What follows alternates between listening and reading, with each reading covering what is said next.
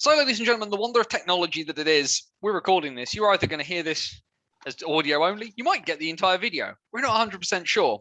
But welcome back to Banners on the Wall. Welcome back to what is a very different style of doing hockey stories. Hockey Stories, for those of you who not tuned in before, is a series where we have taken and spoken to people about their story about hockey. Some have been weird, some have been less weird, although speaking to two goalies side by side is always going to add a bit of weirdness. And a little while ago, with all the upheaval in British ice hockey UK had its big changes. The IHA voted down unification, and there was a massive change on the board. And as soon as I saw one of the names of one of the new people on the board, I figured that I needed to call up one of my oldest friends in British ice hockey. And we bang our heads together and we just have a chat about everything, because she has done about 3 life's worth of stuff in the space of one life. So I'm joined on the line by EIHA director and lead for the Women's National Ice Hockey League, Faye Andrews. Hello. Hey up, love. Hey up. How long have we known each other now? 18 years. It's about that. It's a very long time. You and I have been in the sport. You've obviously been in the sport a bit longer than I have. Mm-hmm. For people who don't know who you are, give us the basic overview of what your job is now within British ice hockey, because you've got a lot of hats right now. Yeah. So currently I am a level 6 linesman for the NIHL, and I am a IHF licensed official as well. And I'm also a director for the EIHA, and I am the lead for as you said, the Women's National Ice Hockey League. So we should probably also explain for the fact, because like I say, if we manage to extract the video, people will actually see this. But you are currently ensconced in somewhere that is definitely not your house, even by the very basic decors, because you're on literally. What do you mean? This lovely generic wall art doesn't look like it's from my home? No, it's having been friends with you on Facebook for so long. No, it does not look like your house. But you are, even though you are in the country, you are on international duty this weekend. I am. So I'm in the Jury's Inn in Nottingham. We are under strict instructions to stay within the hotel. It's not so much a quarantine, but it is a bit like back to the lockdown days. We were allowed out for a short walk for exercise earlier today as a bubble. We have to stay within our bubble. We eat all our meals together. We have roommates, but again, we have to stay completely within the bubble of the officials. We're not allowed to really interact or sit with other teams. Masks everywhere. It's really, really important that we stick to those, because obviously this is one of the first tournaments that we've had internationally since the restrictions were lifted, and we really want to make sure that everything goes well, nobody gets sick, there's no problems. So yeah, anything the IHF are telling us to do, the hotel tells us to do, Ice Hockey UK have given us instructions, like we follow those. The what's the mix of the crew like for this one? I have to confess to having not had the time to read the officials' assignments for this particular tournament, because obviously it's not just Brits in here, I assume.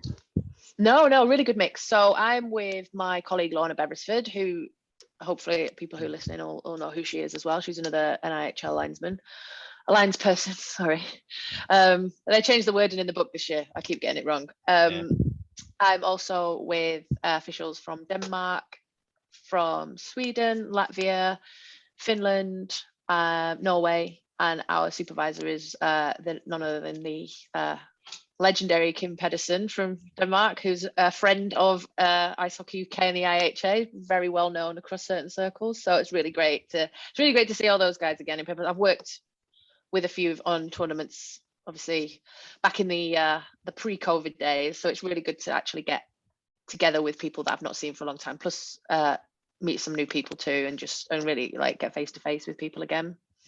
Human contact. I know. Human contact. Well, the fact that we're having fans in the building for the games, I think it's going to be a really great tournament, just because it's one of the first opportunities to return to the ice for international competition. So, we'll step away from the current and go back in time. Do you remember the first time we met? I feel Well, like I should remember, but maybe there's reasons that I don't remember the first time that we met. I think I know when we met. Maybe if yeah, I remember yeah. it or not is another matter. Yeah, it was a very very very alcohol fueled weekend. There was Yeah. for people who remember for people who are not aware, THF, the hockey forum, used to host tournament weekends. So you were definitely at least not so drunk you don't remember the weekend that weekend. No, I remember the weekend. Just I remember the weekend happened. yes, because I remember one of the big things was you and I spoke. And I remember very, very clearly that you skated out for the first tournament game and went face first onto the floor because you got drunk before you I would started. do that anyway. That doesn't need alcohol for me to go face first onto the to fall off the bench. I could be sober and do that. It's fine.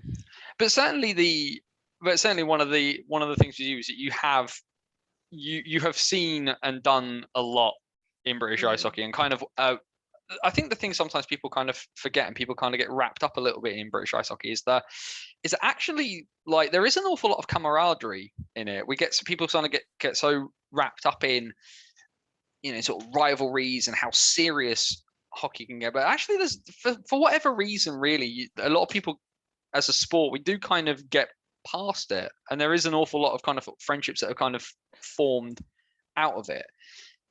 With the world becoming a little, I'd say arguably though, in the time that you and I have known each other, the world has become a much more polarized place.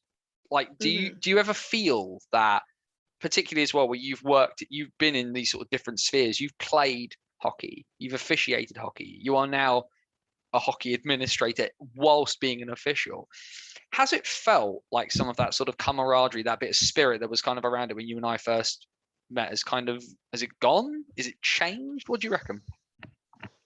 I think there's been a shift, definitely, and I think that can be for a number of reasons. Obviously, we were looking at kind of, I know from back then when I was sort of 17, 18, there were kind of, there's certain people in circles I still sort of move in that would speak about that, like the good old days in some ways, and the Super League and the BNL and that kind of, and the old BMI Baby Elite League and those sorts of eras where they were fans of hockey, and whether that for them as fans was true, that was their experience. I had a different experience as a player, like different experience. I was the level 2 coach for 5 years. I was an official still.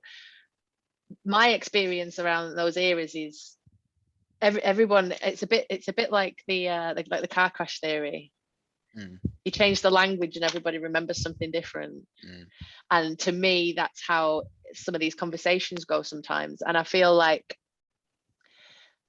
in the same way, like things go through cycles and people's lives move on and their interests change, and those people who think maybe it was the good old days are a bit older now, they might have different things going on in their lives. They might not just have that attachment that they had to hockey, where maybe their kids used to go with them and now the kids have grown up and moved away from the sport and it was a family thing that they used to do and now they don't do it anymore.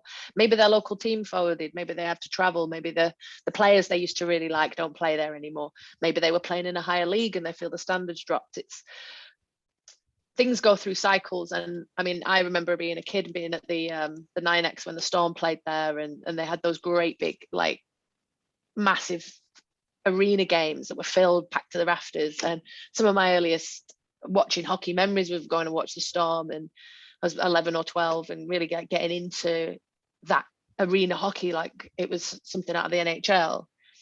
And that was a great memory, but I also feel like we're not looking at a return to that because it's unsustainable.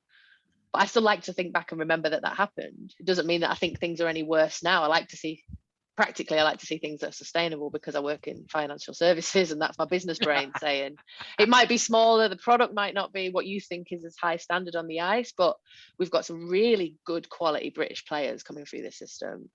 And as a, like, say, a hockey administrator and an official now, I really like to see the time and investment. Yes, we might have got a bit smaller, but I also think in a lot of areas we've got bigger because we are developing more British talent. We are, I mean, Liam Kirk, for example, now being drafted, and I feel like the product now, people might not necessarily feel it's as big or as flashy and the good old days and the big expensive import players coming in. But for me, I think it may be a better quality British product, with those much more sustainable junior academies and things like, I mean, Sheffield Steel Dogs Academy, Manchester Storm Academy, all those really great grassroots programs with great coaches and lots of kids involved and really high quality junior players coming through the systems. I mean, Chelmsford, Romford, to me, that's the stuff that I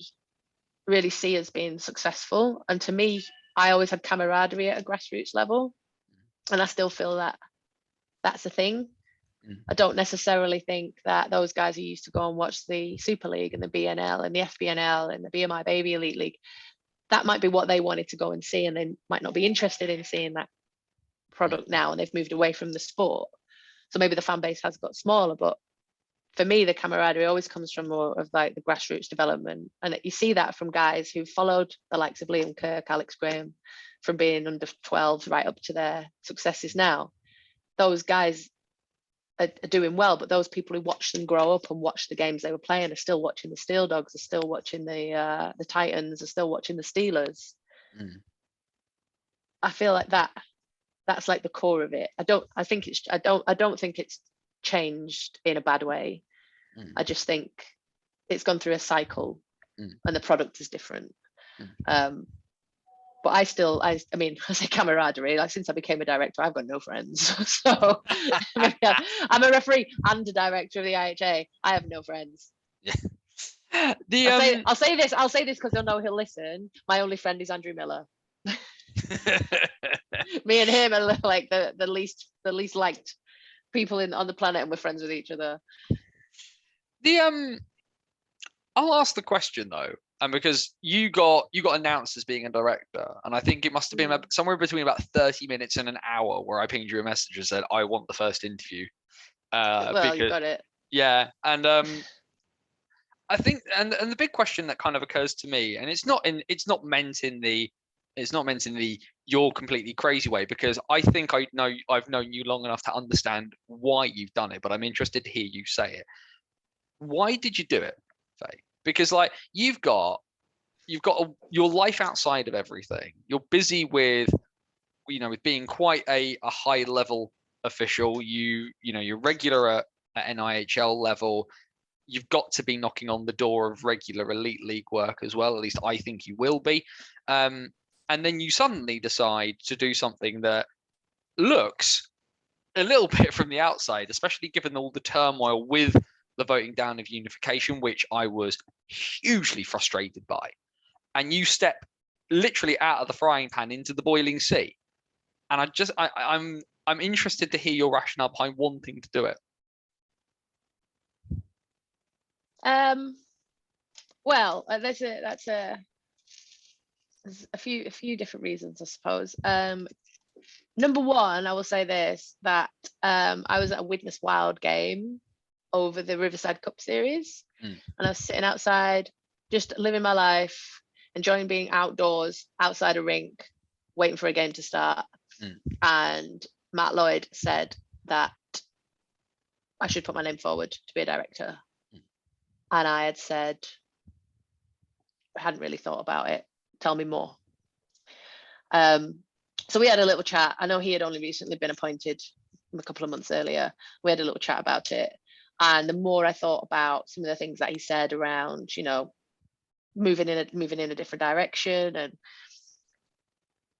thinking about all the huge amounts of time and money I've invested in being a hockey player, from being a child right up to when I finished playing like 2-3 years ago. Like I say, playing competitively, I play a bit of rec hockey every now and again, but like finished playing like regular women's elite hockey.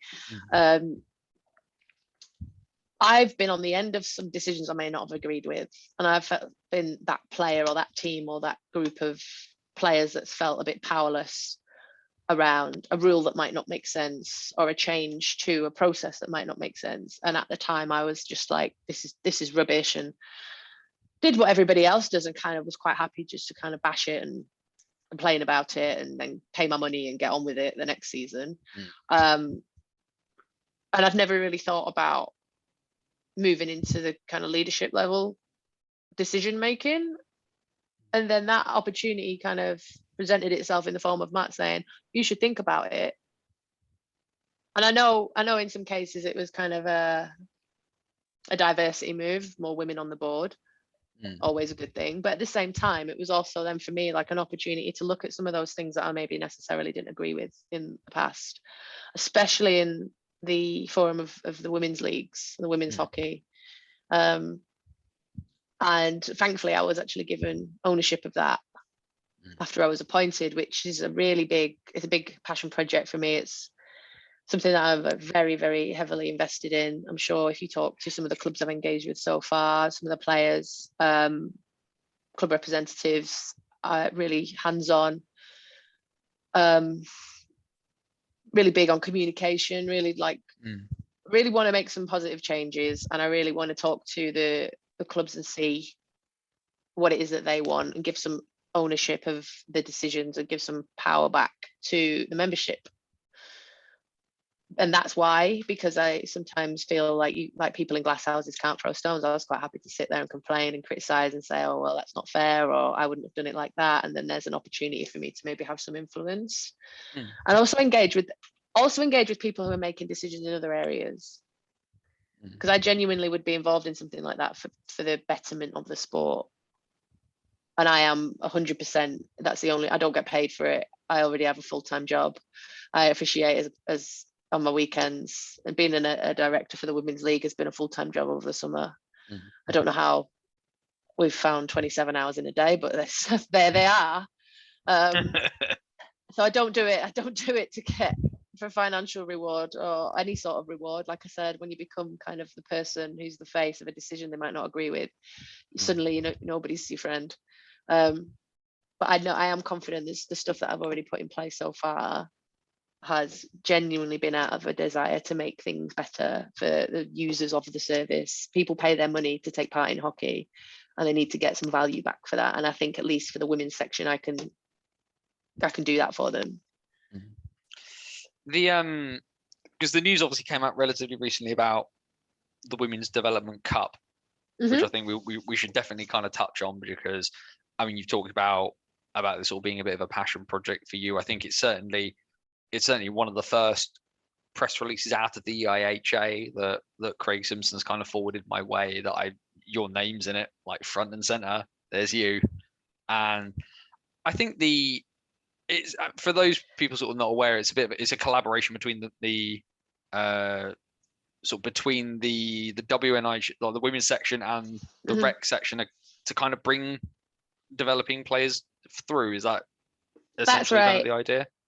Yeah. So I know that there was some challenge games organized between the development squads of some of the more established women's teams, and they were barely taking place just before COVID. A couple of challenge games over the like behind closed doors, but nothing was formalized. So when we started to get back on the ice, I was, like I said in the release, I was contacted by these clubs, 4 or 5 clubs who had development players who were absolutely brand new, not ready for even Division 1 league hockey. They would have made up the numbers, sat on the bench, maybe got a shift or two, and with insurance, registration, £75 to register for a full season for women's, or £40 for the insurance, which is just training.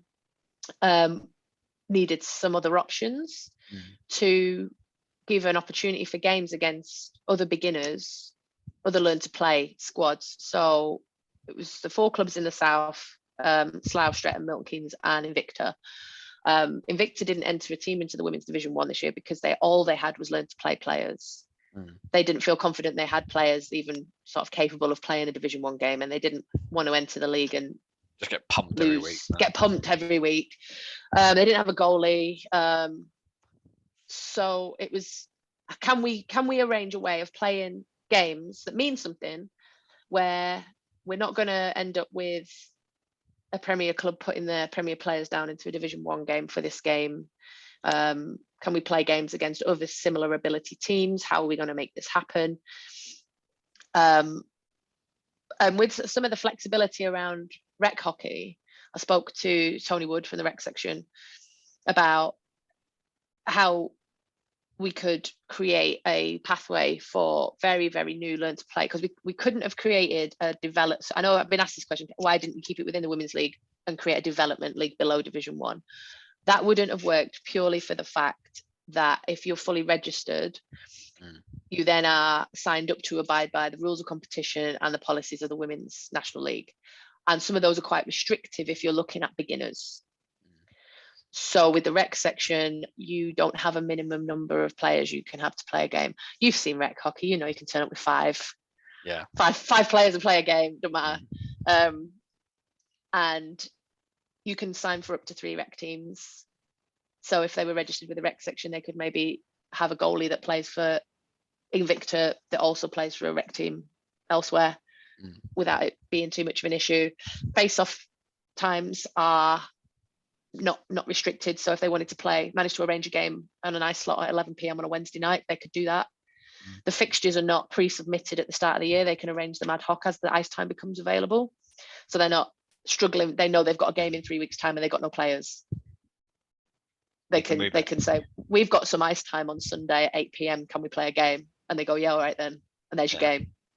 So a lot, and there's no restriction around ITC for international players. So if you've got a very new person who is also an international player, student, or someone who's moved to the country for work and they want to learn to play hockey, they don't have to pay the ITC fee if they register with the rec section. It is aimed purely at players who haven't either very, very new or haven't played at all before. It's not aimed at those already registered within the women's leagues. No. This isn't about dropping players down for ice time. This is bringing people on the ice up to get the ice time. This is bringing people up, and they would train. They wouldn't normally maybe get game time, and that's quite crucial when you're learning to play, is to learn how to play a game. You can do all the training that you like, and then you're in a game situation and it can be quite overwhelming, especially if the team you're playing is head and shoulders above the level that you're playing at.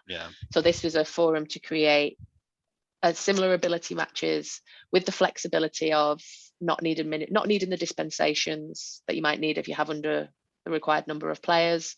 Bring your players up. When those players are ready, they can then maybe move into the Division 1 team and register at a higher level for the next season and move into the Division 1 team.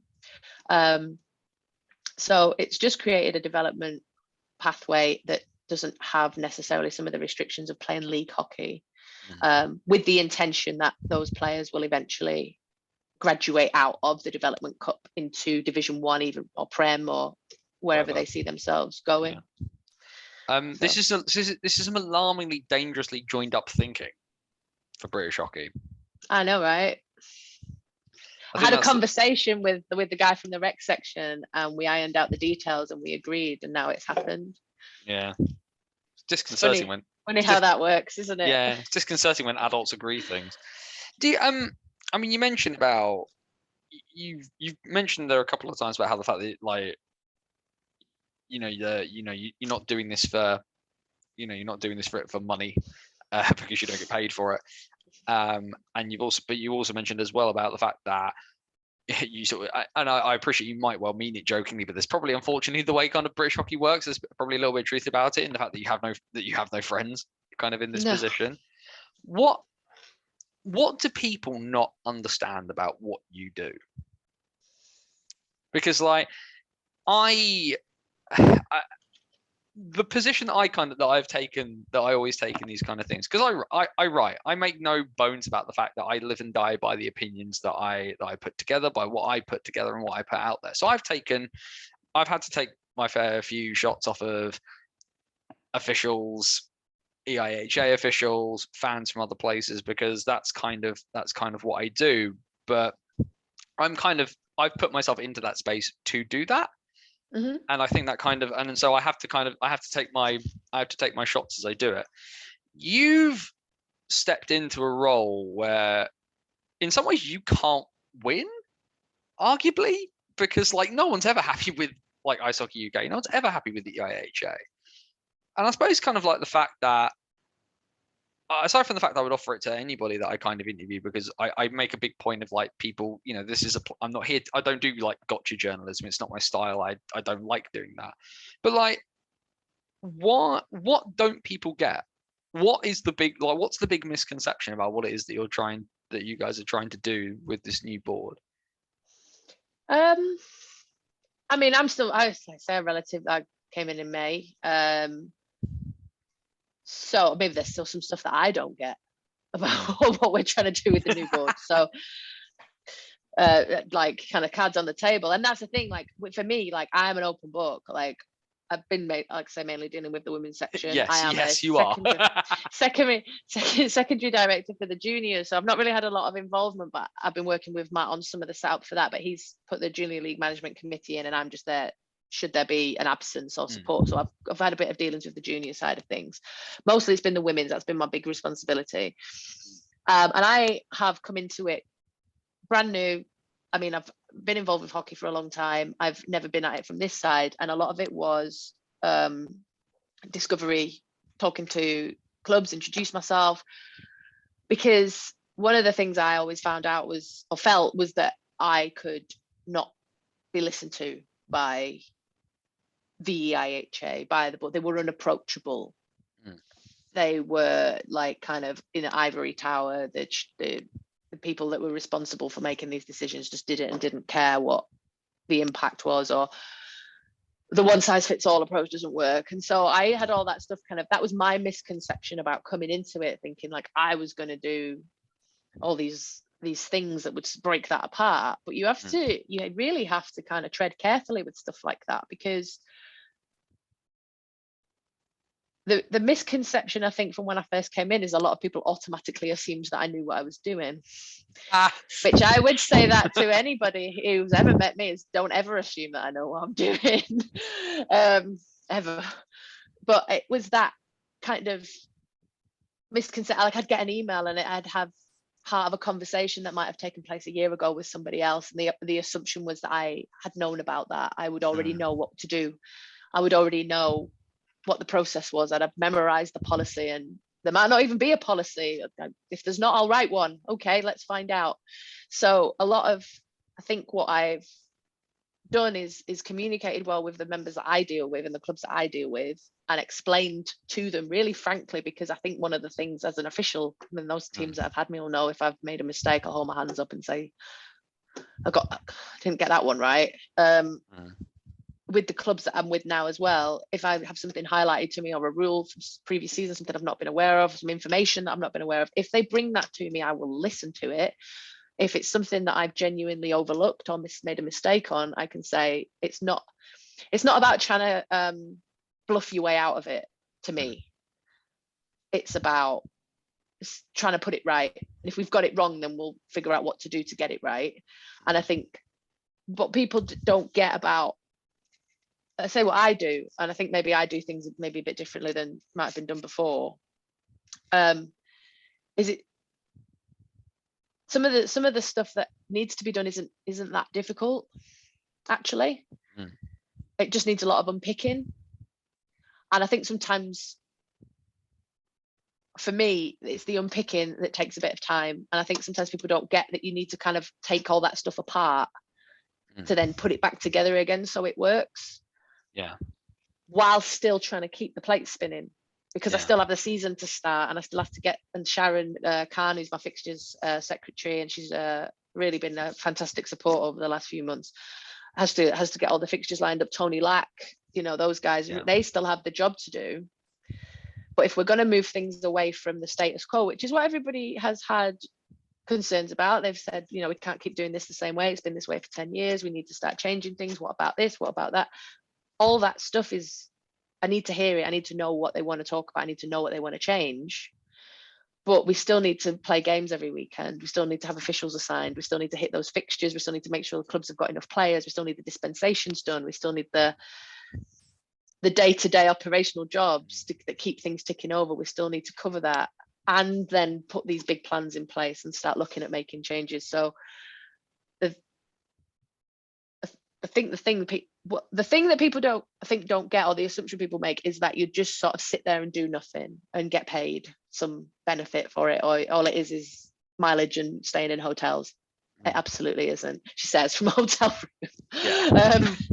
room. But the other assumption is that it's just all just going to, you have the answers to everything. Well, you're on the board, so you must be able to fix this immediately. You're on the board, so you must know the answer to that, or it must be your decision that this has happened this way. And I can guarantee you it absolutely isn't. But also, if we're going to put things back together, we kind of need to take them apart, and that is what takes time.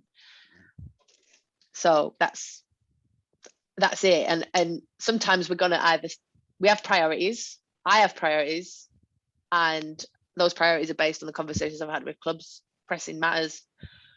So sometimes those things that might be important to one small section is maybe not a bigger picture issue right now, and doesn't mean that I've not taken it seriously. It just means maybe that's going to happen a little bit later on down the line when we've got the important stuff, like getting the season underway, getting the players back on the ice, making sure we've got enough players. Maybe when that's all done, then we start working on kind of the sexy stuff, the recruitment, the promotional stuff, the girls development. That's the stuff that's kind of next on the list for me. But yeah, the assumption being that you kind of just know everything from the first day is that you immediately know what you're doing. It's just that's not accurate. It's inaccurate. Speaking of not knowing what you're doing, how hard is it to be an official in hockey right now? Oh, it's dead easy. There's courses.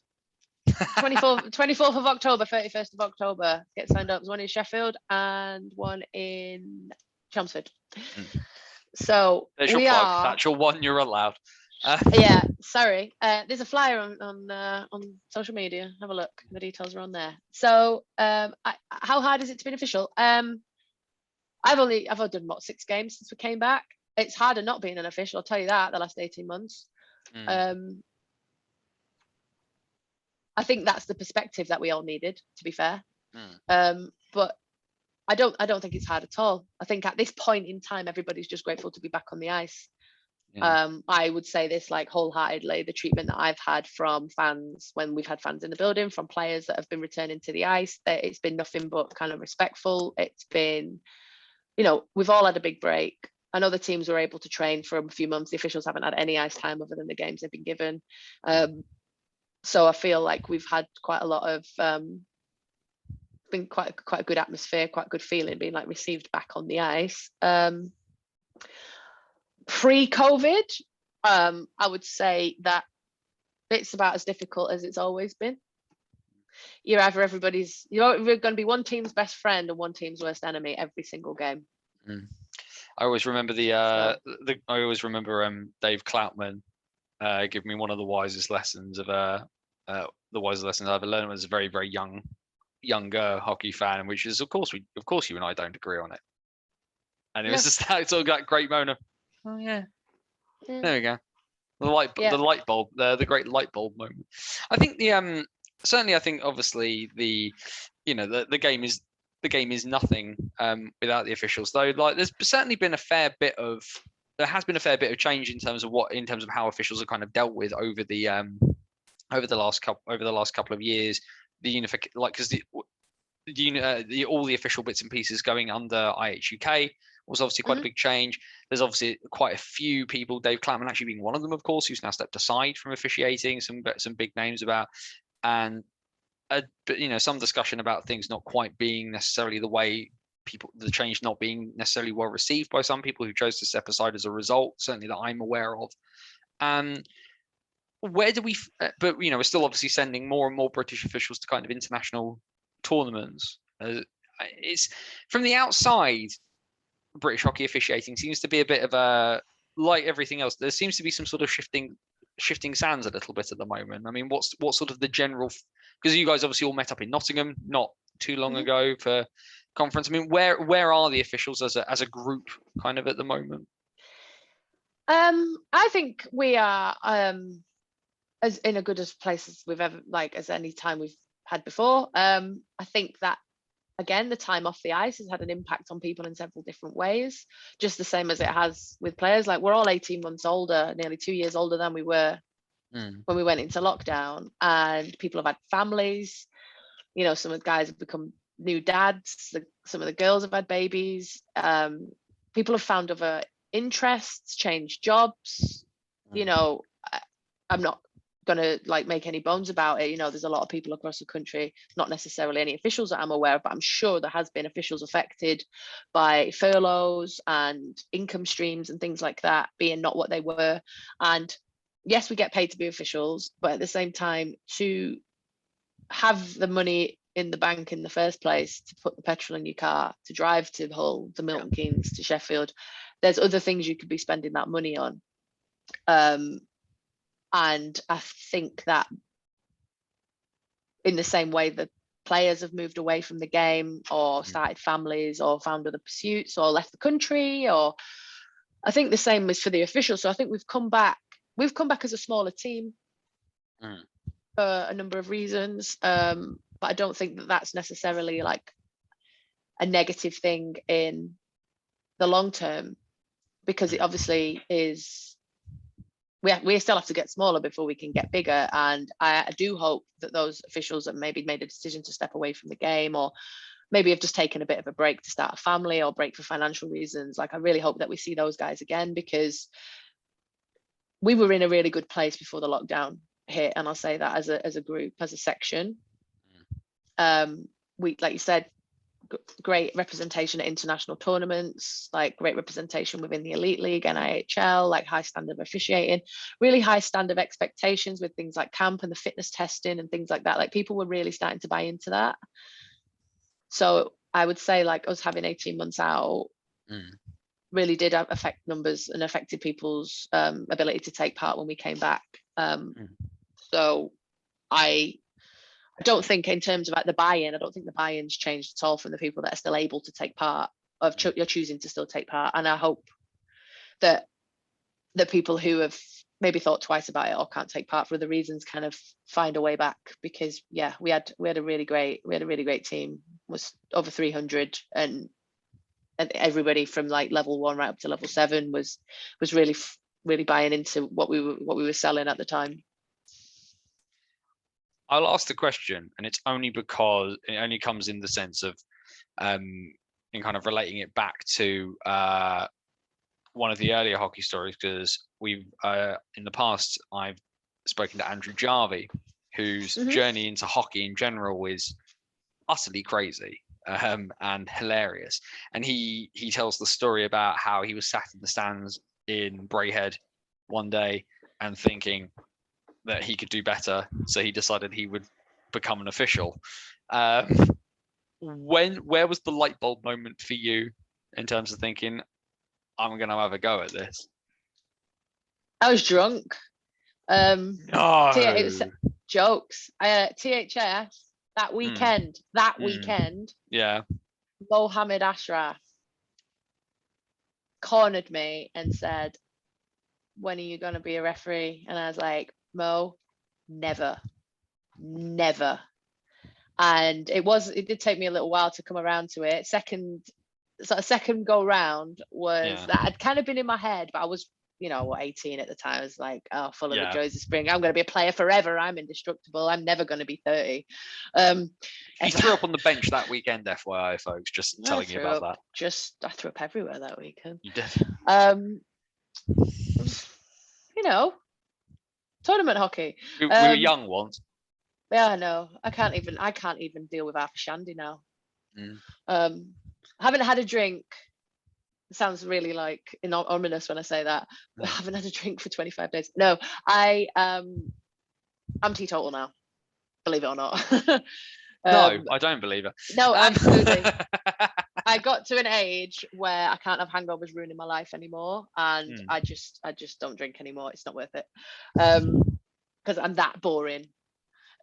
So yeah, I was drunk when I was initially approached to be an official, because they needed more female officials. I was a player. They was really into getting like players who can who can skate barely into officiating, and I had considered it, but I was like, no, I'll do it when I finish playing. And then it was Dave Cloutman, we've mentioned Dave, and Tim Pickett. I was at the Swindon women's tournament a few years later, and I was saying about Ash, saying you should become a ref, and both Clouts and Tim Pickett both went, well, why don't you then? And it was like a red rag to a bull, and it was Tim that was like, oh, I don't think it's for you. And the minute somebody, and he did that on purpose because he knows as soon as you right. got challenged, you immediately. As soon as somebody says, "Oh, I don't think that's for yes. you," the Faye of old sticking her middle finger up at the world and just going, "Nope, I'm gonna." Yeah. And then I went to a rec hockey AGM because at the time I was one of the administrators for a rec team in the south, and Ken Riddell was there, and that was the first year that he came back in as our referee chief, and I then, being me, stood up and started complaining about the referees, and and he said, "You used to be registered, didn't you?" And then at the end of the meeting, he said, "Well, what if I get you registered again? Do you want to give it another go?" And I did, and the rest, as they say, is history. We'll fast forward from that point though, because you, before lockdown, actually not that far before lockdown, you got on the ice in an elite league game. You and Liv Anderson were actually there. Liv Anderson, yeah, with the lines were on the lines that night.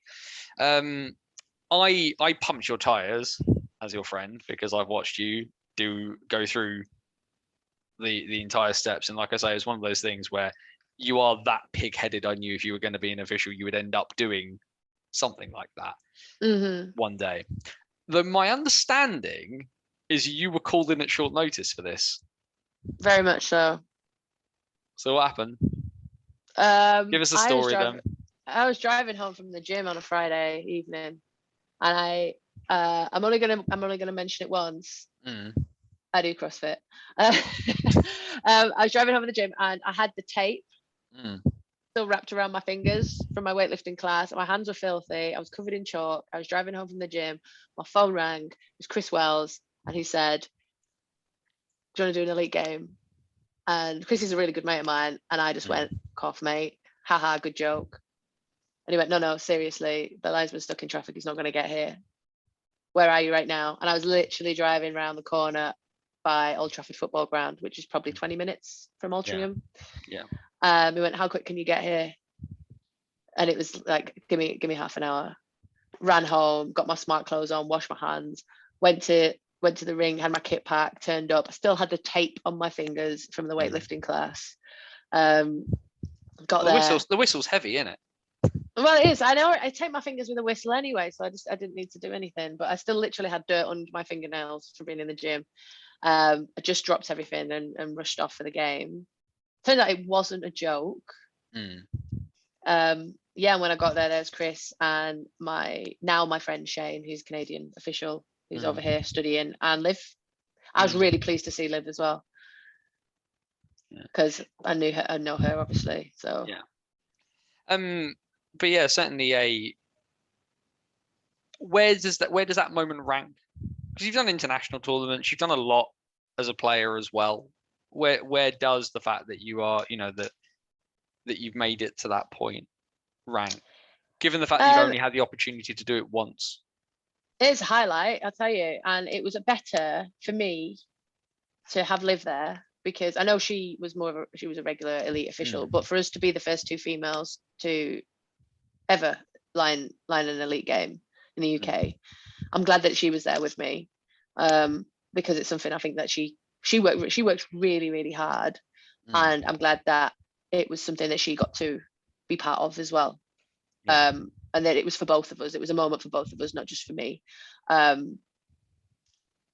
will say, watching Springer and Gagnon go for a fight in like my first game in the Elite League was not something I was expected to be faced with. Like, those are big guys. Yeah.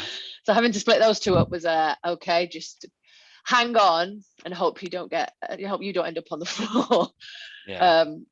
But no, it's a highlight. It just was, and it just not just because it was me.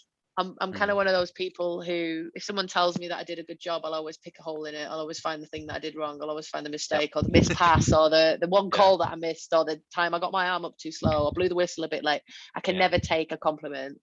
No. But on that was a highlight, and I'm glad that I did it. It wasn't just about me. It was the both of us, and we got to do that together. So the highlight for me was what it meant. Yeah. The sort of bigger overarching thing of there being two women in the game is the bigger thing than it being Faye. It's not the Faye show, is it? Let's be honest. But we got, even at the end, some of those guys knew it was my first game. when we did the handshakes, they were really pleasant about it, really complimentary. I got some good feedback from the supervisor afterwards, so all that stuff's great. But I was just really glad that it was a good game. I was with my friends. I got to experience that with another female. It was more of a big deal than it just being I did an Elite League game. I just want to shout out to Alice Stanley though as well, because she was the first female official to do Elite back in the old days. So I think we wouldn't really have had that as an opportunity without Alice being there first. So I'm not, like I said, it wasn't a thing that I did. It's for all of us. It's for me. It's for Liv. It's for Alice. It's for any other girls that are coming into the system now who think, oh well, Elite's for men. The girls have done it too. Yeah.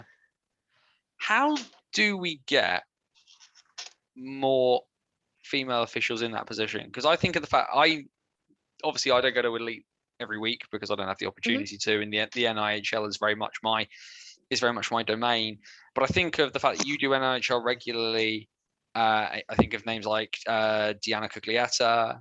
I think of Amy Lack, who I've seen an enormous amount of actually so far this season already. And you mentioned, there's others around. I mean, Liv has unfortunately kind of stepped aside for the moment. But where, are there more of you coming through the pipeline? Because I think about the fact that, like, obviously the goal is to go as high as you possibly can. And there have been opportunities for British officials to not just do international tournaments. So obviously that's kind of part of it, getting your double IHF accredit, licenses and stuff like that. But I think of guys that, some of the male officials in the Elite League have had the opportunity to officiate in Denmark and places like that. And I think of is it Liam Sewell, who's is a British official who's officiated in North America in some of the junior leagues over there. Like, are there more of you coming through? Because ultimately, I think that, one of the things we've seen, and obviously we'd be loath not to mention Joy, of course, having officiated at an Olympics, and it's like, where's the, is the pipeline there for more of you to come through to be able to kind of do these higher level assignments? Yeah, and the thing is, for me, and maybe I'm a bit old school in this, but it's to me, it's always like meritocracy. It's not just because you've got a pair of tits that you're going to get a game, and it's about like, oh well, women need the same opportunities as the men. I mean, if officials. that was true, I'd be officiating games. Well, there you go. But that's the thing. To me, it's meritocracy. So if you can skate a good game, and you are worthy of doing that level, and you're capable of doing that level, then absolutely. But the likes of Liam Sewell, the likes of Andy Dalton, and Tom Darnell's and stuff, they worked really, really hard to get to those opportunities. They worked really. Nobody just rang them up and said, do you want to do the top division men's world championships? Do you want to do the Meta League? And do you want to skate the ECHL? They had to go and work really hard. And that's the same for the women. And I mean, the girls that we've got at the moment, like, I know I work really hard. I work really hard off the ice. I work really hard on my fitness. I work really hard on my rules. If I want those opportunities, I've got to work really hard for them. I don't expect someone to just ring me up and say, oh, you can go and do an Elite League game now. Amy's the same. And Dina works really, really hard. And Dina's that person who helps bring other people up as well. Joy was that person who helped bring other people up as well. Like, the opportunities that some of the women would get would be because Joy would be the one back in, the likes of like Dave Cloutman. Again, he was always a real champion for the female officials coming up, but he again was around meritocracy, where if you don't work hard, you don't get the benefits. So you have to show up, you have to do the games that you're given, you have to be reliable, you have to really put the hours in, you have to, I remember back when I was officiating down in Invicta, and I hired the ice for an hour by myself, and me and Matt Thompson went and did a skating class just so I could prepare for my fitness testing. And it's like that extra stuff that you have to do. And I know that the likes of Daltz and Sewell and the other guys, like, they've skated on empty ice by themselves. They've jumped on every session they can get on. They've done every single game that they can get to. They've worked really hard for those opportunities. And it's not a case of sitting there going, why is it not me? What about me? It's about saying, like, what are they doing different? What are they doing to get those opportunities? What can I do? And that's what I would tell any female official, especially the girls coming up, is that and it is just a sad fact of life, you do have to work twice as hard. You still do constantly have to prove yourself, but you have to be willing to do that. You have to be willing to do that. You have to be willing to kind of make those sacrifices and spend that time in the gym and spend that time on the ice, skating, go to the public sessions, the junior games are not beneath you. Even if you're doing an IHL and you get put on a junior game, practice your skating, practice your rules. If you're a linesman and you get put on as a referee, don't complain about it. Use it as an opportunity. Eventually then that opportunity, the big opportunity, that Olympic Games selection, that Elite League selection, that World Championship selection, that IHF license, whatever it is that your goal is, it'll get there. But it has to be done on meritocracy. You can't just be a female official and say, well, there's no female officials in the Elite League. Well, maybe because you need to work harder and get that standard, get to that standard.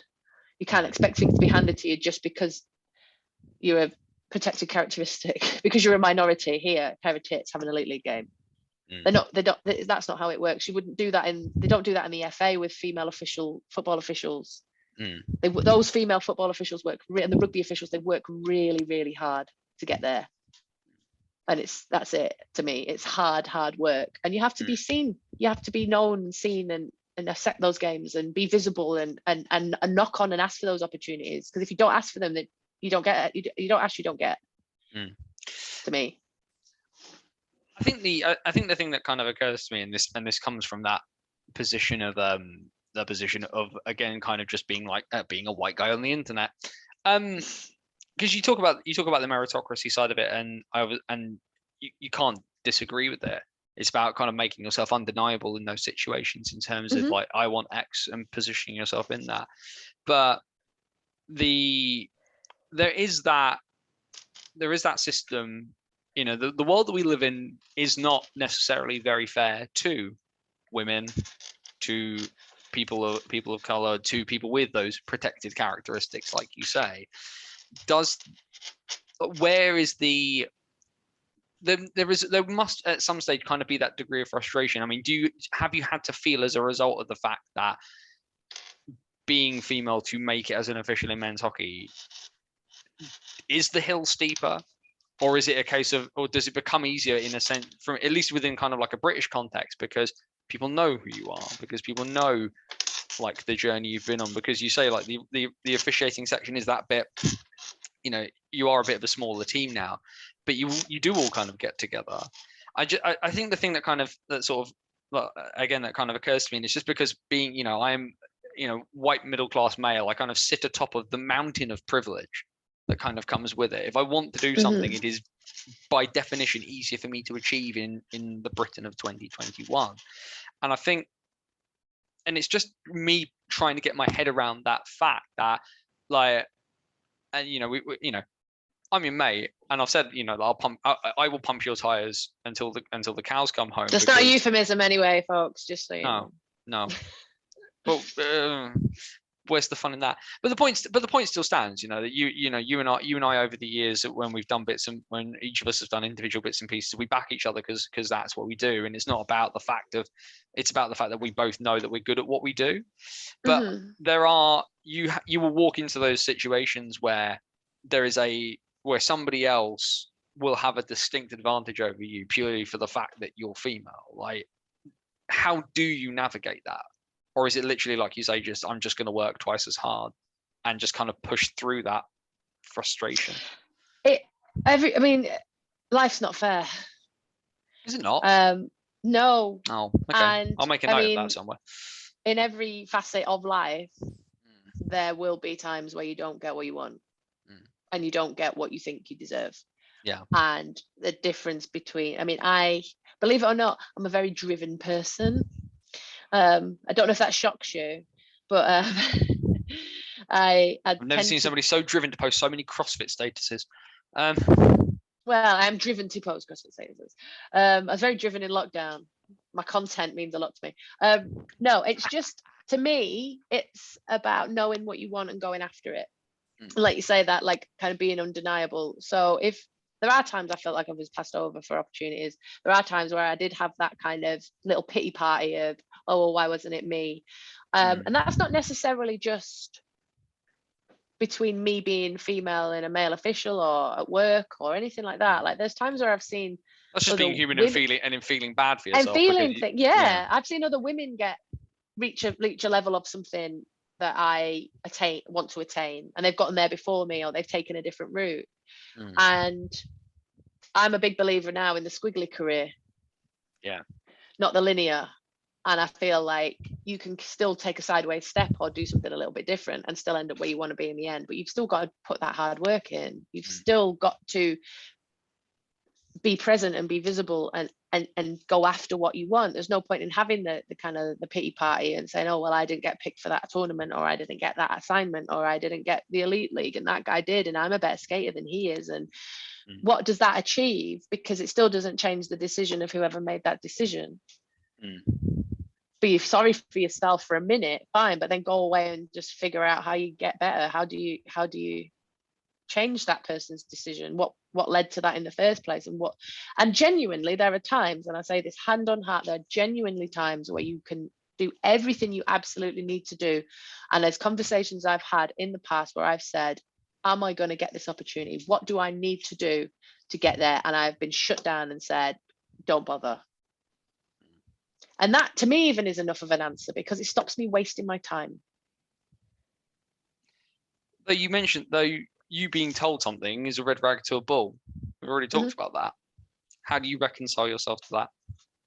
That I can tell the difference between me being that person who's gonna, like, when Tim, for instance, says, oh, it's not for you, and I go, I can show you who it's for. And somebody telling me, you are not going to get to the elite league. We are not putting women in the elite. That's not a conversation that's happened, but as an example, because that's what we're talking about. Obviously they are, because me and Liv did it. Alice has done it. There'll be others. But for an example, I've had conversations similar to that where they have said, you can do anything you like. This is not happening. And that again is a hot minute of me going, this is terrible. I feel so bad. This is all this time I've dedicated to doing this, doing that, doing the other. Why did I waste all that time? But that's where it stops. And there are conversations I've had in employment, in hockey. You are not going any further than this. And that's a door that's shut in your face. And you might not get through that door again, but there'll be another one, a different job, a different career, a different opportunity that will still give you that same feeling of satisfaction when you get there, and that door is open. So coming towards the end, you are not at the end of your squiggly career. No. But if you could go back to 11, 12-year-old Faye at the 9X and with the spark, with the newly lit spark of hockey inside, what does Faye now tell Faye then? Just do everything exactly the same. Do it all exactly the same. Start taking joint vitamins a lot sooner. Drink more water. Go to sleep on time when you're supposed to. Never, ever, ever, ever join social media. It's bad. All those things. Look after your knees, because when you're 35, you'll be sorry that you didn't. But not in terms of hockey, nothing. Do it all exactly the same. Just drink more water and take your cod liver oil. I'll throw this one out then, because I won't ask you to change anything from an administrator perspective, because you're already well down the pathway of doing that, and you've got a lot of work ahead of you in a landscape that is very odd looking from the outside. And like I say, it's not necessarily the landscape that I personally think we should be dealing with right now. But Faye Andrews, the official, make one rule better.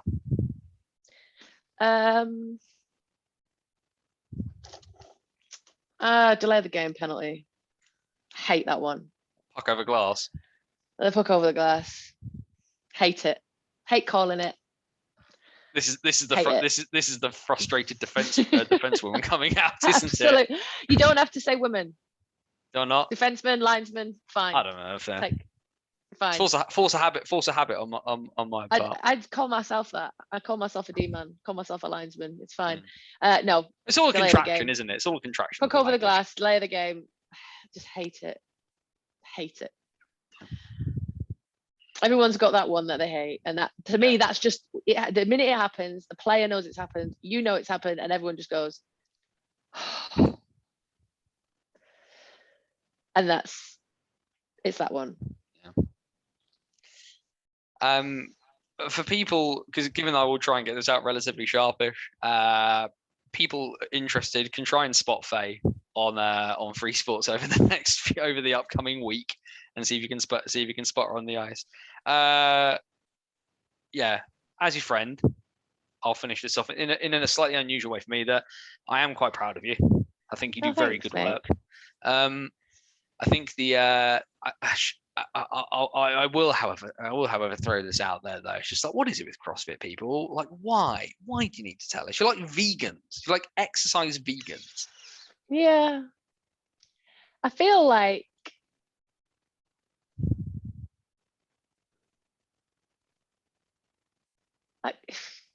I feel very much like it's one of those things where before I started doing it, I would have said the same thing. Yeah. And you're just consistently proud of yourself because it's really hard work. And some of the stuff you're doing is really weird. And then when you learn how to do a new thing, it's like, I need to show everybody. And then for me, like I get people that message me and say, oh, I really want to get like into fitness, or I really want to lose some weight, or want to improve some stuff. Or other female officials sometimes say, oh, what are you doing to kind of get fit for skating tests? And those things that I post, I don't have content, I'm not an influencer, but my Instagram stories will mainly be pictures of the cats, pictures of my dinner, or CrossFit, or hockey. Or you and your flatmates. Me and my flatmates have larking about. Yeah. And if the fitness stuff does help people get on and looking after themselves a bit better, then great. And I think that because I had some good convert. I know. Because a few people messaged me and asked for help with stuff, with fitness and stuff, that made me kind of feel quite good that other people, again, it's the complementary thing where if it can help other people, or if other people are interested in it, or they want to learn something from it, then I'm happy to share it. But as you know, my social media is already at the moment full of my Halloween horror fest. So if you want to know what horror films I'm watching every day for the month of October, please follow me on Instagram. It won't be hockey stuff. You'll never see hockey stuff. It'll be dinner, cats, CrossFit, or horror films. Ah, dear. Never change, love. A big thanks to Faye for joining us for this. Like I say, hockey story's done very, very differently. But yeah, for those of you paying attention, banners on the wall.wordpress.com, 10 years strong, still going on for whatever, as much as we possibly can. Basically, so buy some related bits and pieces. Hockey stories as well. Do check back through all of our hockey stories bits that we've done. Do check out if you're interested in the officiating side of it. Andrew Jarvie's story about getting into playing hockey and officiating in hockey is utterly insane. It involves being approached by an old man in a shopping centre, but as well as the other hockey stories bits and pieces that we've done as well. Whether it's Alex Mettam and Dan Weller-Evans, whether it's Mara from Elite Prospects UK, whatever it is, please do check those bits and pieces out. And of course, make sure Wednesday nights Twitter. At Banners OTW for the What's Current stream for all those bits and pieces. Faye, have a good tournament, my dear. Have a good evening, my friend. I'll see you again soon.